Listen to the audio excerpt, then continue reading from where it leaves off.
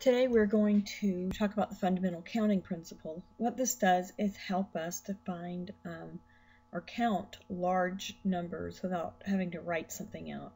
So if you have n items with n options, an example of that could be a pizza. You have 3 different kinds of crust, and the options would be the toppings. The total number of items, the number of total items, is going to be m times n. So let's go to this example here with my favorite pizza place. It has 3 crust choices, thick, deep dish, or thin, and we have 8 choices of toppings. Now what you could say is, okay, for a thick crust pizza, I have 8 choices of toppings. A deep dish, I have 8 more choices of toppings, and then 8 more choices. So what you're actually doing is multiplying the number of choices of crust by the number of choices of toppings. And so how many ways can I choose a 1-topping pizza? I want to take my 3 crust choices, multiply it by my 8 toppings, and that gives me 24 possible types of pizza. Okay, let's talk about something the girls can identify with, choosing what to wear. This morning, I had the choice of 3 pairs of pants, 5 shirts, and 2 pairs of shoes. How many different outfits could I have made? And I'm only going to choose one from each category, so no layering this time. Well, the same thing still happens. I still have 3 choices from pants, 5 choices from shirts, and 2 choices for shoes, and I will be choosing one from each. So the total number of choices I have is what I get when I multiply those 3 numbers, and so I have 30 choices of outfits.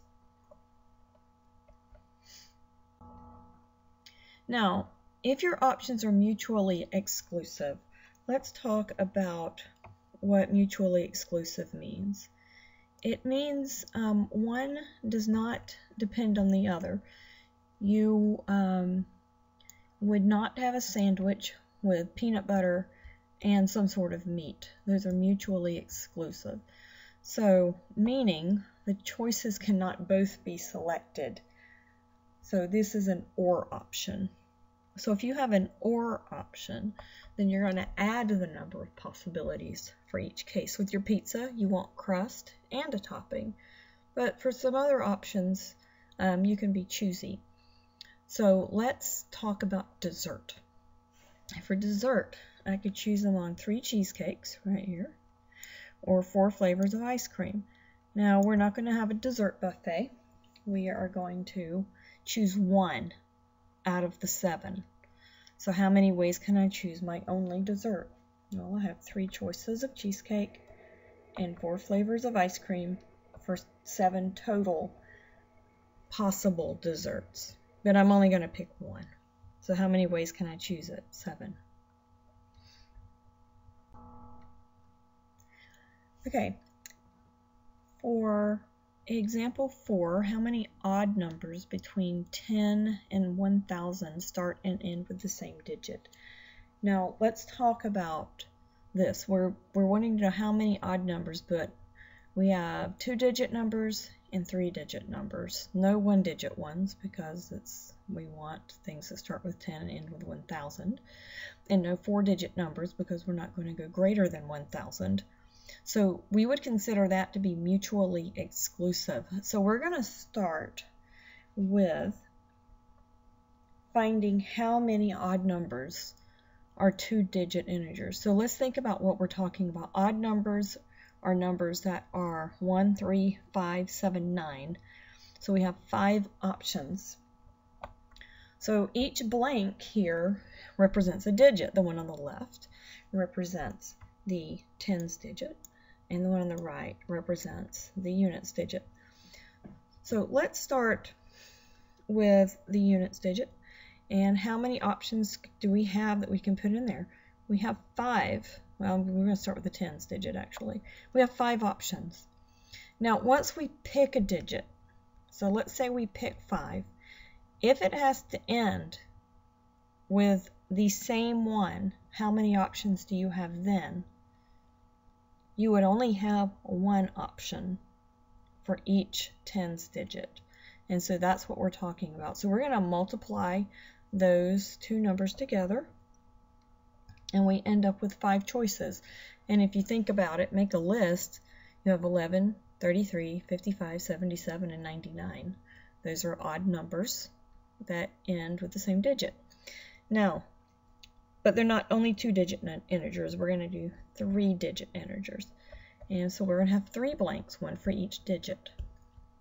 Same idea. The ones on the ends here, the 100 unit and the ones digit have to be the same number. So they both have to be odd also. So for my 100s digit, I only have 5 choices. It has to be odd. And for your ones digit, once I pick one digit, I can only pick another one. It has to be exactly the same digit. So we now only have 1. Now the condition of being odd does not apply to the middle digit. Okay? In our number system, we have 10 digits. So it doesn't say anything about the middle digit being odd. So you can have even numbers in there. And so we're going to have 10 of those. So again, we're going to multiply 5 and 10 and 1.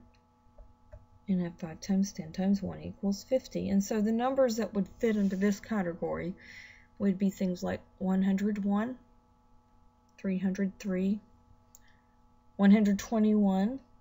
So, but since we have total number of 2-digit numbers and total number of 3-digit numbers, we're just going to add those two together.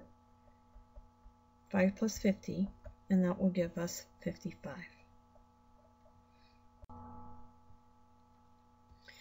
Example 5, 100 cards are numbered from 1 to 100. How many ways are there of choosing 3 cards if the first 2 cards are not returned to the deck? So let's say in my 100 cards I draw card 51 and I don't put it back in. And that means we have 99 cards left for the next choosing. So the first time we draw, we're going to start thinking about drawing just 1 card from our first draw. And down at the bottom, I put 3 blanks to represent each draw. So how many cards are there to choose from for the first draw? 100. That's how many options I have. So I'm going to put 100 down there. And then I ask how many cards are there to choose from for the second draw? Well, I took 1 out. So that means there's 99 left. So I'm going to put 99 in the blank down there. And then I ask how many cards are there to choose from for the third draw. So I've taken out 2 cards, means there's 98 in there. I have 98 there. So this is not a mutually exclusive situation, so I'm going to multiply these 3 numbers together.